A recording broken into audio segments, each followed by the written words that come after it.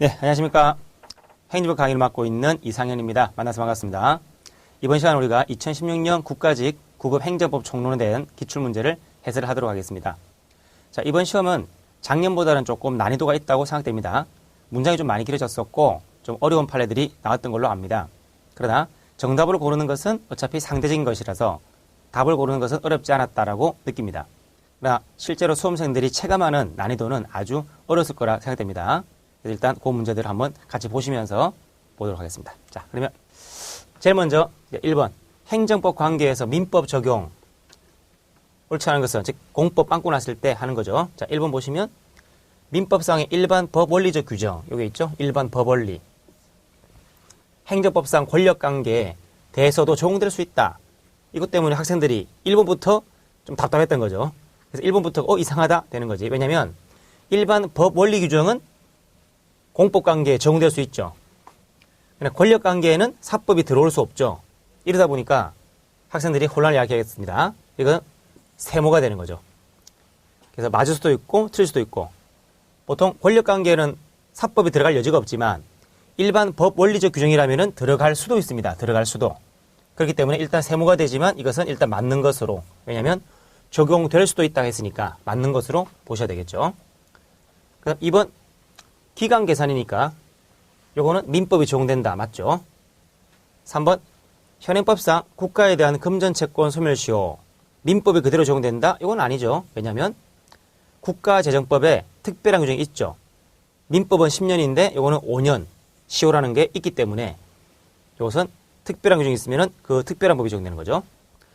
4번 현행법상 행정 목적을 위하여 제공된 행정재산에 대해서는 공용 폐지가 되지 않는 한, 즉 행정재산은 공물이고 공용 폐지가 되면 그때부터는 사물로 바뀌죠.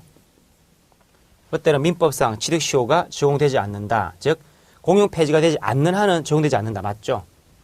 그래서 행정재산이라 하더라도 두 가지 요건 했죠? 우리가 폐점 했죠? 공용 폐지하거나 폐지한 다음에는 사물로 바뀌니까 일정 기간 점유하면 취득시효가 가능한 거죠. 그래서 표현 자체가 오해하지 마시고 공물인 상태에서는 취득시효가 적용되지 않습니다. 공용 폐지가 되고 난 다음에는 적용될 수 있습니다. 하는 것들을 구별해서 보셔야 되겠습니다. 정답은 3번. 그 다음 이제 2번. 행정소송 옳지 않은 것은 1번은 자주 보던 거죠. 재량행위는 독자 결론을 도출함이 없이 재량권 일탈남용 여부만을 심사한다. 맞죠? 즉 기속행위는 법원이 독자의 결론을 도출할 수가 있지만 재량행위는 선택권이 행정부에게 있으니까 법 자체를 독자적으로 판단할 수는 없는 거죠. 그래서 일탈남용, 즉 제한적 심사만 한다. 그랬었고 이번 사정 판결할 때 위법성은 변론 종결시를 기준으로 판단해야 한다. 이게 틀린 거죠. 우리가 뭐라고 그랬죠? 즉 행정처분할 때 처분이 있고 판결이 있으면 처분시냐 판결시냐 행정처분의 위법성은 처분시를 기준으로 판단하죠. 판결시 기준으로 판단하는 것은 부작위 위법 항의성이죠. 그래서 처분이 존재하니까 처분시를 기준으로 판단한다. 부작위는 처분이 없으니까 판결시를 기준으로 하는 거죠. 그러나 사정 판결은 처분이 존재합니다. 따라서 행정처분의 위법성은 역시 처분시입니다. 다만 판결시 또는 변론 종결시 비슷한 말이죠. 원래 엄밀하게 말하면 다른 말이지만 행정법 시험에서는 과거 아니면 현재다 그랬습니다. 그래서 이 변론 종결시는 판결시하고 거의 같은 말로 보셔도 무방합니다. 그래서 판결 당시에 고려하는 것은 사정 판결의 필요성, 즉 공익성을 고려하는 거죠. 그래서 위법성 자체는 변론 종결시가 아니라 처분시를 기준으로 한다 그 말인 거죠. 그 다음 3번 조례가 집행행위 개입 없이도 집행 없이도 그 자체로서 직접 국민의 구체적 법적 이익에 영향을 미친다. 항고소의 대상이 된다. 맞죠? 처분적 조례.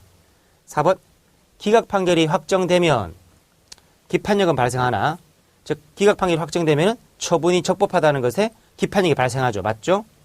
기속력은 발생하지 않는다. 맞죠? 기속력은 뭡니까? 행정청을 구속하는 겁니다. 그래서 취소 판결 중에서 즉 인용 판결일 때 형성력과 기속력이 인정이 되죠. 기각 판결은 기판력만 발생하는 거죠. 인용이든 기각이든 기판력은 모두 발생하지만 형성력, 기속력은 인용 판결일 때만 생깁니다. 자, 그래서 옳지 않은 것은 2번이 되겠습니다.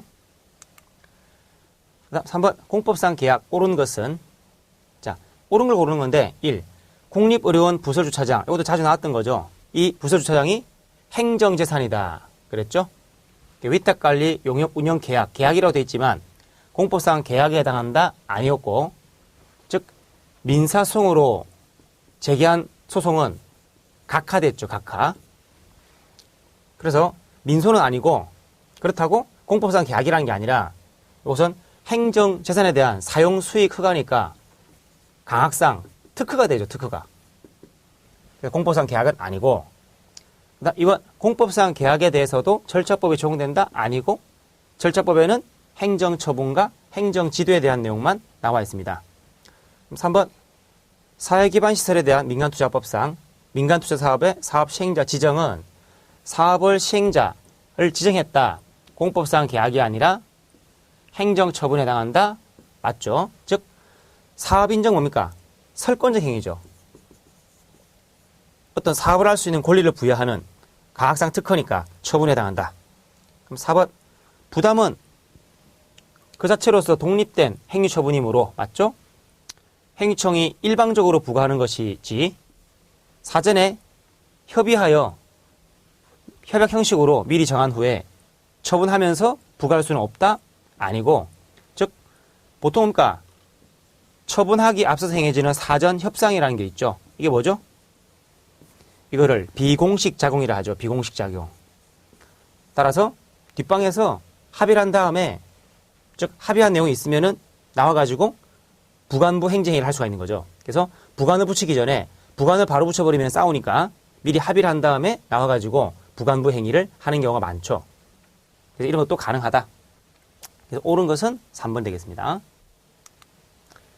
4번 행정조사 옳지 않은 것은 1번 조사는 목적을 달성하는 데 필요한 최소한 범위 안에서 맞죠.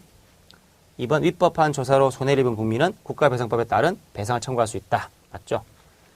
3번 위법한 세무조사를 통하여 수집된 과세 자료에 기초하여 과세처분을 하였더라도, 즉 위법한 조사 하였더라도 그러한 사정만으로 과세처분이 위법하게 되는 것은 아니다. 아니고 최근 기출문제에서 자주 나왔던 거죠. 위법하게 중복된 세무조사를 통해서 수입된 경우는 그 과세처분은 위법하다라고 판시를 했죠. 그죠? 보통은 행정조사와 행정처분은 서로 별개의 것이기 때문에 조사가 잘못되더라도 처분이 항상 위법한 것은 아닙니다. 그러나 행정조사에 중대한 위법이 있다면 행정처분도 위법하게 되는 거죠. 그래서 이것은 지금 위법한 세무조사 사건은 중대한 위법이 있었던 경우이기 때문에 그에 따른 과세처분도 위법하다. 그런 판례가 되죠. 자주 나왔던 것이고. 그럼 4번도 마찬가지 최근 기출문제에서 자주 등장한 겁니다. 이런 것들을 갖다가 기출문제를 통해서 확인하지 않으신 분들은 아무래도 처음 보는 판례다 라고 할 수 있겠죠. 하지만 처음 보는 게 아니라 이미 수험생들은 다 알고 있는 판례들입니다. 4번 우편물 통관 검사 절차에서 이루어진 우편물 개봉 등의 검사는 행정조사의 성격을 가짐을 행정조사, 수사기관의 강제처분이라 할 수 없으므로, 즉 형사처분이 아니라는 거죠. 그래서 압수수색영장 없이 검사가 진행됐다 하더라도 특별한 사정이 없는 한 위법하다고 볼 수가 없다. 즉 검사가 진행됐다고 위법하다고 볼 수 없다. 맞죠? 왜? 행정조사니까. 그랬죠? 그래서 보통 우리가 절충설이죠. 절충설. 형사 목적이 있다면 영장이 필요할 것이고, 그렇지 않고 행정 목적 달성을 위해서 꼭 필요한 경우에는 사전 영장 없이도 가능하다. 그 말이죠. 그래서 행정조사니까 이런 것들은 영장 없이도 가능하다. 이 판례들은 이미 기출문제에서 노출되었던 겁니다. 이걸 다 새로운 판례로 생각하시면 안 된다는 거죠. 정답은 3번이 되겠습니다. 자, 그다음 5번. 행정의 직권 취소 옳지 않은 것은 1. 처분청이라도 자신이 행한 수익적 행위를 위법 또는 부당한 이유로 취소하려면은, 자, 수익적 행위를 처분청 자신이 하는 것은 직권 취소죠. 직권 취소. 직권 취소는 위법뿐만 아니라 부당도 가능합니다. 문제가 없고. 취소하려면 법적 근거가 있어야 한다. 아니고, 취소하는 것은 뭡니까? 법적 근거 필요 없죠. 왜냐면은 1조 허가하라. 그 말은 적법하게 하라 말이죠. 이것이 허가가 잘못됐을 때 직권으로 취소하기 위해서 1조와는 별도로 2조 허가를 취소할 수 있다. 이 2조가 필요한가 논란되는데 다수가 판례는 필요 없다는 것이 일반적이죠. 왜냐? 허가가 위법하다면은 그걸 취소하는 것은 적법의 세계로 돌아가는 거죠. 적법으로 돌아가는 거니까 별도로 2조를 두지 않더라도 1조가 다 예상하는 바죠. 1조의 의미는 허가를 적법하게 하고 그것이 잘못되었다면은 다시 적법으로 돌아가라 하는 취소의 근거를 모두 포함하고 있다. 이렇게 보는 거죠. 다수설은 취소는 별도 근거 없이 본 처분 권한에 포함되어 있기 때문에 별도 법정이 있어야 하는 것은 아닙니다. 이것도 우리가 자시했던 것이고 마찬가지로 철회 있죠. 철회하는 것도 별도의 근거 필요 없죠. 다만 이유가 다른데 철회는 후발적으로 생기는 새로운 사정을 근거로 하는 거니까 미리 법적 근거를 두기가 까다롭다는 거죠. 그래서 철회도 법적 근거 없이 가능하다. 근데 이것은 본 처분 권한에 포함되었다기보다는 새로운 사정을 근거로 하다 보니까 그런 겁니다. 그래서 직권 취소와 철회는 둘 다 침익적이지만 불구하고 법적 근거 없이도 가능하다. 이렇게 말씀드렸습니다. 그 다음 이제 2번 과세 처분을 직권 취소한 경우에 과세, 침익적이죠. 그 취소가 당연 무효가 아닌 한 과세 처분은 확정적으로 효력을 상실하므로 취소 처분을 직권 취소하여 원 과세 처분의 효력을 회복시킬 수 없다. 즉 취소를 취소한다. 침익적인 경우는 안 되는 거죠. 맞죠? 우리가 그래서 뭐라고 했습니까? 자, 원처분이 있고 원처분을 취소했는데 이 취소한 게 잘못된 거죠. 취소한 게 무효면은 아무런 효력이 없으니까 원처분을 죽인 적이 없죠. 원처분은 멀쩡히 살아있으니까 문제가 되지 않습니다. 그래서 이게 전제가 돼야 되죠. 당연 무효가 아닌 한. 이걸 잘 보라고 그랬죠. 당연 무효가 아니니까 이 취소행위에 취소인 하자가 있을 때 그다음 일단 유효니까 일단 죽인 거죠. 그때 이 원처분을 다시 살리는 방법은 원처분을 다시 하느냐 아니면 취소를 다시 또 취소하느냐 이런 문제 있죠. 그것이 직권 취소행위의 직권 취소의 문제죠. 그래서 취소의 취소라고 하죠. 취소의 취소. 그래서 원처분을 다시 할 거냐 1번 아니면 취소를 취소할 거냐 2번 이게 문제된 거죠. 그때 우리 판례가 뭐겠습니까? 우리 판례는 수익적 행위냐 침익적 행위냐 나누죠. 그러니까 수익적 행위는 취소의 취소를 긍정하지만 침익적 행위는 부정합니다. 물론 수익적 행위도 이해관계에 있는 3자가 있으면 부정하죠. 요 세 가지. 지금 판례 입장이고 과세 처분이니까 침익적인 경우죠. 따라서 취소의 취소는 할 수 없다. 그럴 때는 원처분을 다시 하는 수밖에 없다는 거죠. 그 다음 3번 위법한 행위에 대해서 불가쟁력이 발생한 이후에도 당해 행위의 위법을 이유로 직권 취소할 수가 있다. 자, 불가쟁력이 발생했다는 것은 뭡니까? 쟁송 취소가 안 된다는 거죠. 직권 취소는 상관이 없죠. 맞고 4번 위법이 치유된 경우에 그 위법을 이유로 당해 행정행위를 직권 취소할 수는 없다. 즉 치유됐으니까 적법으로 바뀌었죠. 그럴 때는 직권 취소가 안 되겠죠. 맞죠? 그래서 옳지 않은 것은 1번이 되겠습니다.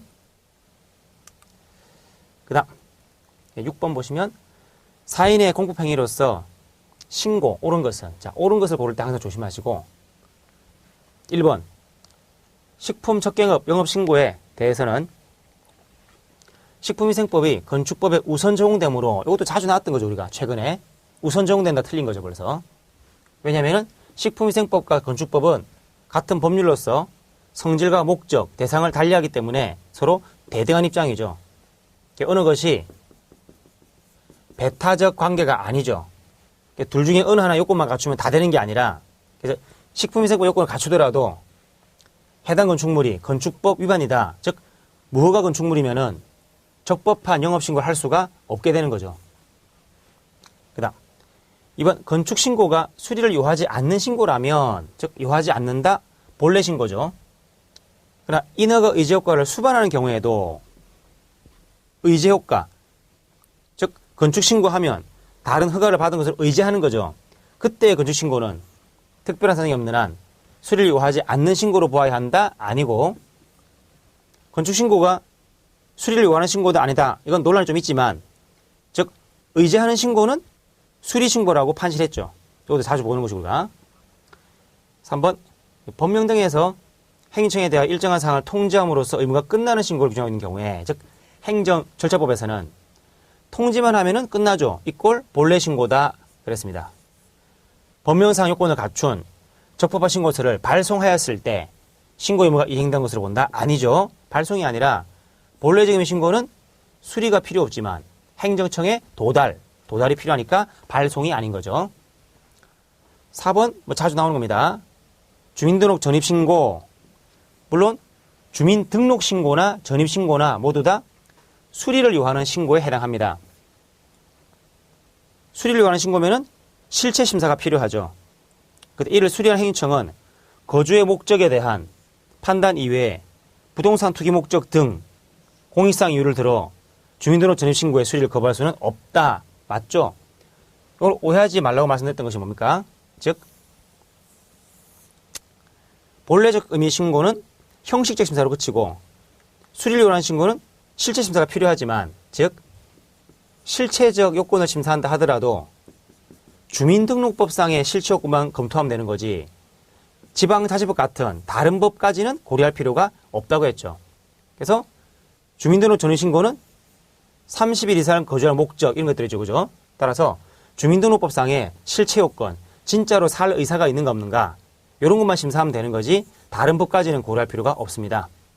그래서 실체 요건을 심사하니까 이거는 수리신고가 되는 거죠. 정답은 4번이 되겠습니다.